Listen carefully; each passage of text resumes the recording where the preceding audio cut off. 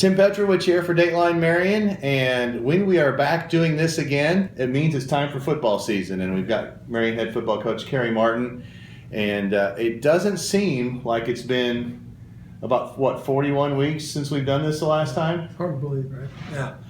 Yeah, it's, you and I had talked before the camera came on how you think of the off season as being this long time, but as you get older and you coach longer, it seems like it comes a lot faster. It does. Yeah. And not only when you're coaching, when you're not coaching, it comes a lot faster too. It's just the age part, right? Yeah, it's time for football season. The Wildcats open their season this Friday night against Champaign Central. And I think, first of all, let's just talk a little bit about what the atmosphere has been like in the off season here, because we talked a little bit. There are several starters, and not only that, but several other players who got significant playing time who are coming back. It's a good mix of skill players, line players, defensive players, special teams players. It's not you're not having to refill any particular area. You got a good balance. So what's been the approach in the off season? I think the players have approached the entire off season with a lot of optimism. I think when you, like you said, when you're not having to restructure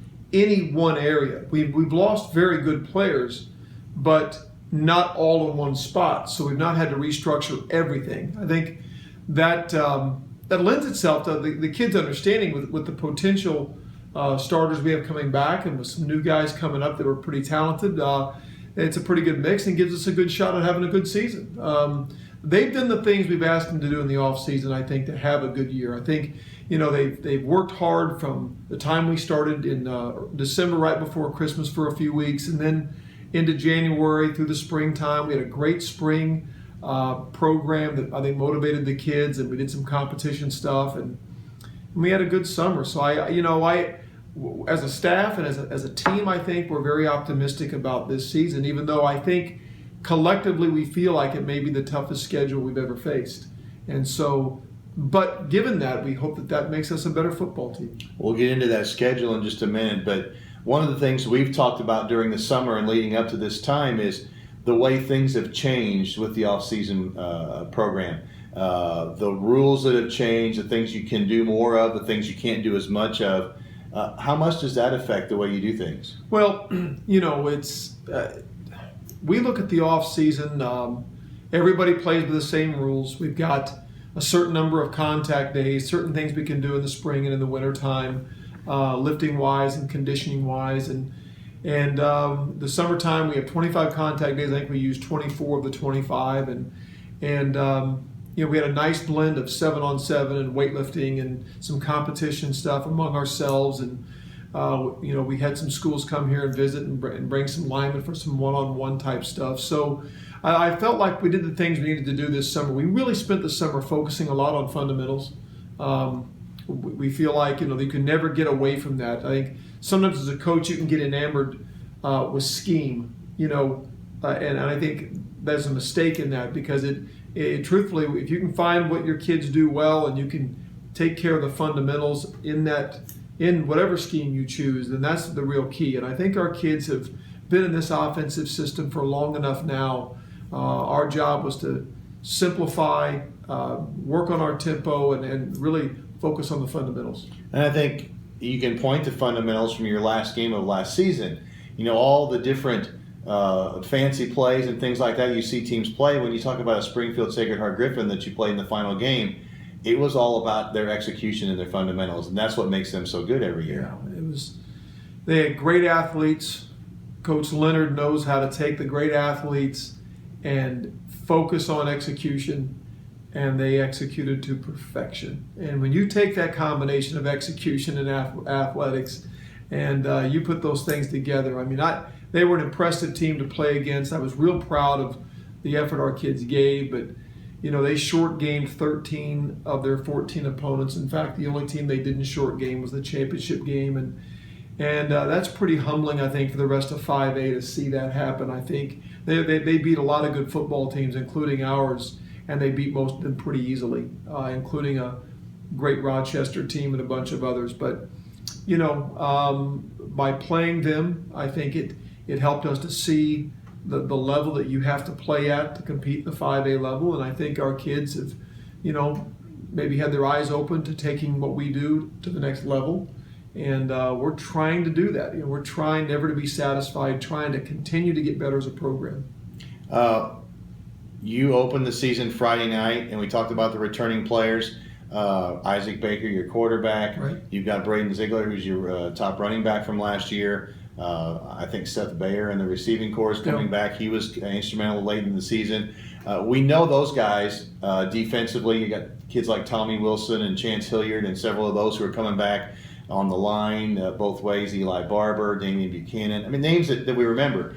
As someone else stood out to you in the off season and heading into the fall season, some new names that we might expect to hear from the Wildcats. Oh, Kyle Hughes is one.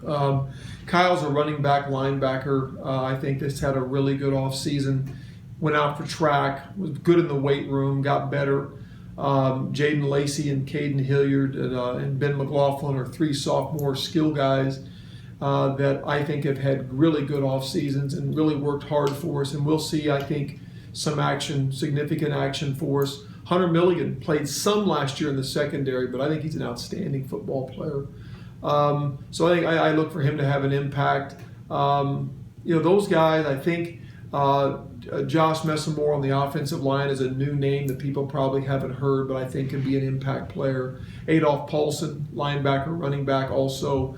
So, and there's others, but I mean, those are names that just come to the top of my head right now that are guys that maybe people don't recognize their name from last year's season statistically, but I think will contribute big time for us. You open up with Champaign Central, a team that a year ago you made some mistakes in that first game and let that game get away from you. I think it's one you'd like to have back. But then Central turned around and surprised some people, wound up getting in the playoffs at the end of the year. So a pretty good team, from a big school. They're borderline 5A, 6A, I think. So a good way to start the season for you. Great way to start the season. Listen, they're going to be very good. They're excited. They feel like last year was a step into the playoffs. Their goal is to make it beyond that this year and go to the second, third round. And I think their coach believes they can do that with the returning people they have. They have a middle linebacker, fullback that returns. He is an outstanding football player. And they've got a supporting cast. They have quarterback returning and a lot of linemen. You look at the film from last year, there's a lot of players returning on that football team. So they've got some playoff experience. They've got some big game experience. They play a tough schedule. So it'll take a heck of an effort. We didn't give the effort needed to beat them last year, and we learned a lesson. I mean, it took us 2 weeks to get on the right track last year. So we're hoping we can start faster this year at home and give them a whole lot better ball game than we did last time. I think one of the things that we've talked about is that some of these players that I mentioned before, now they've got that extra year under their belt, so there's not going to be a lot of those early season mistakes, or you would hope there's not going to be a lot of those early season mistakes that we saw in last year's game. Yeah, you hope so. I think I felt like some of the mistakes we made last year came from a team that did lack some experience, and I felt like the first two ball games, not even the first game, but the first two ball games, we showed some signs of team immaturity, and not by individual players, but just as collectively, I didn't think we handled the 5A, 6A first 2 weeks as well as we should have.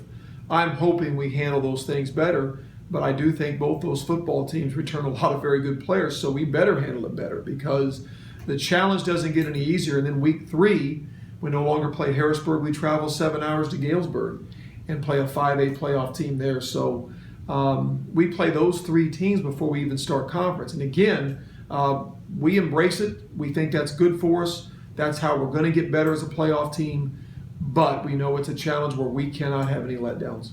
I think the thing when you talk about the entire schedule is after week 1, and we know the Central brings a lot of people back. Centennial lost some key players, but sometimes that makes a team even better because they know there's not one person they can look to, and other kids kind of develop, they kind of mesh more into a team, which could make them equally as dangerous. And they were a 6A playoff team last year, so not only are they a playoff team, but they're in a class up as well. Right, which means that when they lose players, it's much easier to fill those voids that you have. And when you've got as many kids as they do, I mean, finding other good players to plug in becomes a little easier than it would be for a smaller school. But it's a great football community with the university there, and they've got 3 high schools right there in the city. They've got Urbana, also a neighboring city that plays football. And they got some surrounding towns like Tolono and some others that are Unity High School that are excellent football schools. So there's a whole bunch of really good football played in the Champaign area. And so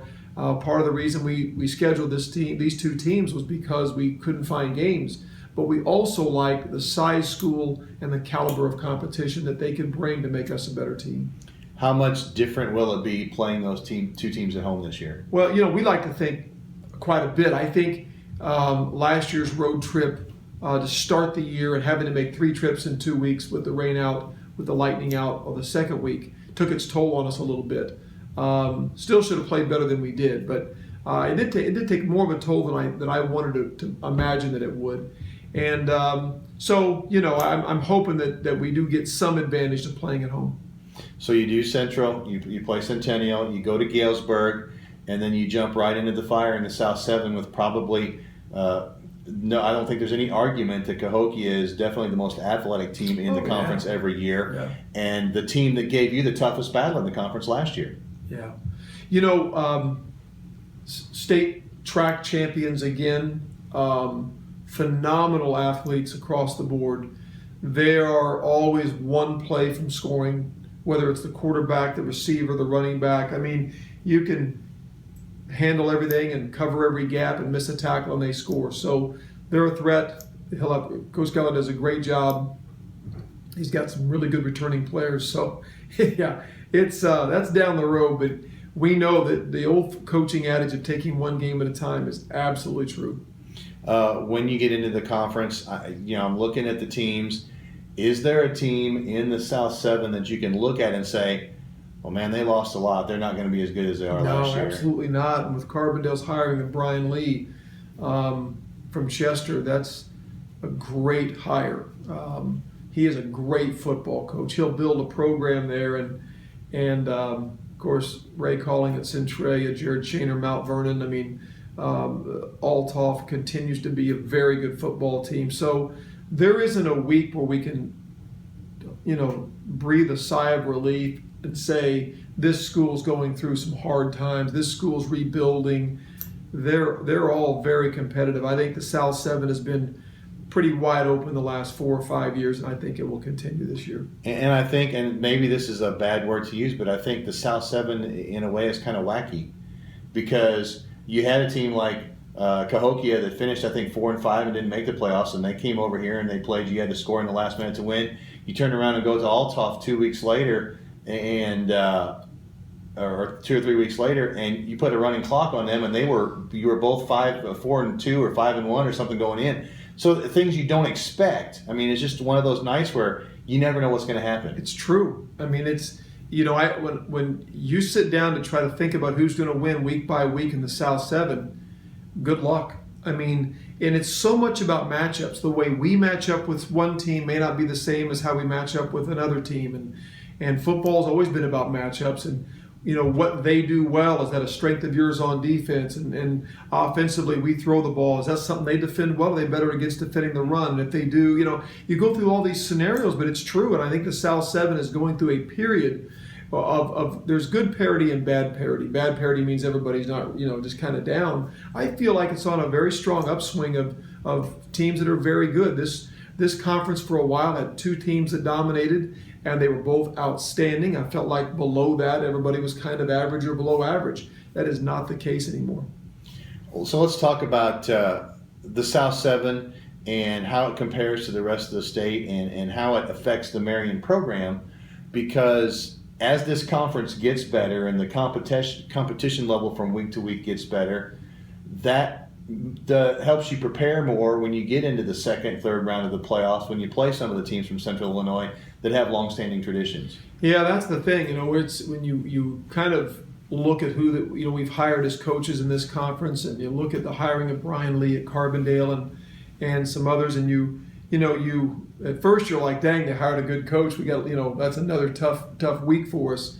At the same time, in the long run, the grand scheme of things, an improved team in your conference is going to make you better for the playoffs. And if our goal is really to win playoff games and try to win a championship, then that's something, it's going to create a more hardship for you in the regular season. but it may pay you dividends. I know you and I have had this conversation. Some of the better teams in the playoffs come out of the Central State 8 at 5-4, 6-3 because they're battle tested. And I thought it helped us a little bit last year to go through the Champaign schools to get to our regular season schedule. And no, you don't like being 0-2. I think it helped us win 8 in a row. And I really mean that. And I think your own conference can do that better than anybody else because year in, year out, that's who you battle. You may not have that 9-0, 8-1 record that's great to have, but it's almost better to be 5-4, 6-3, make the playoffs, and be better prepared to win a playoff game. So what about this team? You've had teams, especially on the offensive scheme, that have done a lot better job running the spread and throwing the ball. You've had teams that excelled more when you ran the change of pace offense in the tight formation. Is this team going to have one that it prefers over the other, or is there going to be a pretty good blend? I never know. I never know. You know what? I go into a season and think we've gone into seasons and said we will not be a very good tight change of pace team, and we would be outstanding. I thought years we would throw the heck out of it, and it wasn't as good as I thought. And sometimes you don't know until you get into the season and play games and find out what you can do. The only people defending us right now is our own defense. So the only thing we know is what they defend well or don't defend well. So until we get into a ball game against other people, will I truly know what this team's capable of? Are we good at a little bit of both, which I hope we are? Is one going to be much better than the other? I just don't know the answer to that. And it's a great question because I wonder the same thing. We'll get a lot of things answered on Friday. Does that go back to that whole thing you talked about matchups? You look at a team Very and see much the so. matchups? Yeah, it could. Champaign Central may be better at defending one thing than the other, and we may have to lean on the spread game or lean on the run game more. I really don't know, and it could be a week-by-week thing. Last year, I really didn't know till we got done playing Cahokia week 4. This is what we're best at. This is what we can do. And last year ended up being a really nice blend of both. So Friday night, what do the Wildcats need to do? I know you don't get a chance to see what Champaign Central's done this year. Right. Watch a little bit of last year's film, see their returning players. What do the Wildcats need to do to be successful? Well, the only I can go off of is what we did last year against them. And there were a lot of miscues, missed blocks, mental mistakes that we need to take care of. Our biggest concern was playing them last year and playing in such a way that we didn't look prepared, we didn't look ready. And those things just kept digging us in a hole, drive after drive, series after series. And so our goal is to execute better. We've tried to simplify the game plan, to execute better, cut down on the mental mistakes, and take care of the ball. Week 1 is more about the mistakes you make and the turnovers you make than the successes that you've got to make sure you make the fewest mistakes week 1, execute better. I think you can make a mistake. Don't try to do too much in the first week of the season. And if we do those things, we should be right in the ball game. I really believe that if we can cut down the mental mistakes, it'll be a very competitive ball game. And one of the things that I've noticed and we talked about is it seems to be some of the kids have stepped up into leadership roles with this team. And that's certainly, I would think, would help with when you get down to the execution and knowing the right thing to do. It's a good point. And I think when we faced adversity last year early in the season, our young players and some of our returning guys had not found that leadership role quite yet. And I think when we looked for leadership the first couple of weeks, we couldn't find it. It can't come from the coaching staff once the game starts. It has to take place on the field. And so we've done a lot of things in the offseason this year to create some more leadership so that when we have adversity, week 1 through the playoffs, if we can make it there, that we'll have guys they can look to right now. And when you see that happen in preseason practice, that's a good sign. Yeah, they've really taken some ownership in that. And we've done some things, as I said, to try to create that or at least reveal that more, make kids more comfortable in a leadership role. And we've seen it now. Whether we see it Friday, we'll have to wait till Friday to see it. But we see it in practice a lot more. Any special activities planned for the home opener? No, just we had a great crowd for the Blue Gold scrimmage, which is a good sign. I think people were excited to see Marion football again, and we're hoping for a huge crowd. And of course, that'll really motivate our guys. And so if you've got a chance to come out and watch us play, help us out. The following week, we've got to celebrate Armed Forces. What we call the Patriot game. We're going to celebrate the Armed Forces week 2. Week 1 is about home opener and just coming out and getting the Cats rolling. All right. That's Marion head football coach Kerry Martin. Friday night, 7 o'clock, opening kickoff of the 2015 season against Champaign Central. For Dateline Marion, I'm Tim Petrowich.